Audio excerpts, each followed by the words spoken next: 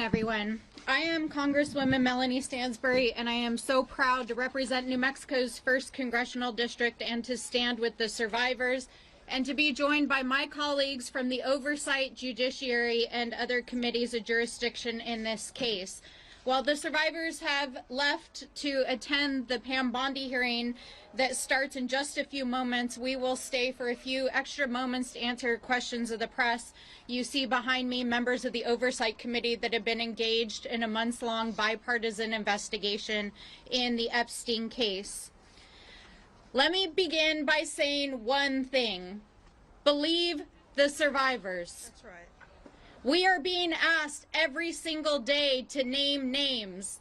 They have named the names. They are in the files.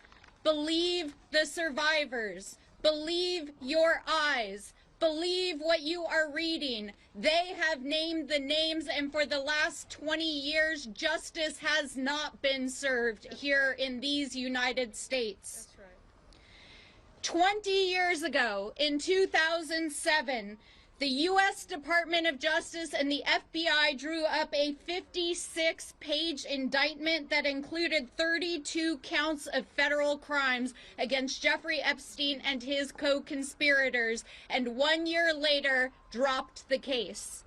In the years that ensued, hundreds and potentially thousands of additional victims of sexual violence were allowed to happen because the United States government failed to act.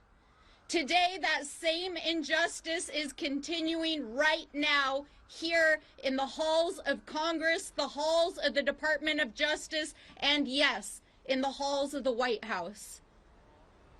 Late last night, I posted an FBI file that names names. That is the FBI's file. Those are the names of rich and powerful people, including presidents, that the FBI itself was tracking in the Epstein investigation. That is based on victims naming names. So believe the victims. Believe your eyes. The names have been named. They are in the public domain. They are in the files. And we will tell you unequivocally, we will keep naming names. While we do, as members of Congress, have access to these unredacted files, let us be clear, the law is clear that these files should never have been redacted the way that they are currently. It is very clear that the United States government is involved in an active cover-up and protecting the allies of the President and the Department of Justice, and that active members of this administration have lied under oath to the American people and to this Congress, and we will hold you accountable. Now, it has already been stated multiple times this morning that governments across the world are acting. Governments across the world are demanding accountability. People are rising up. Survivors are coming forward. People are naming names, and names are being taken down. Yet here in the United States, the injustice that has spanned now 2 decades is continuing because of an active cover-up by the president himself. So what we ask all of you, the American people, members of the press, the eyes of the world who are watching us here in the United States, believe the survivors. Yes. Have courage. Do the right thing, because the survivors have already had the courage to say those names over and over again, and they have more courage and guts than half of the people in the buildings behind us and most of the people in this town.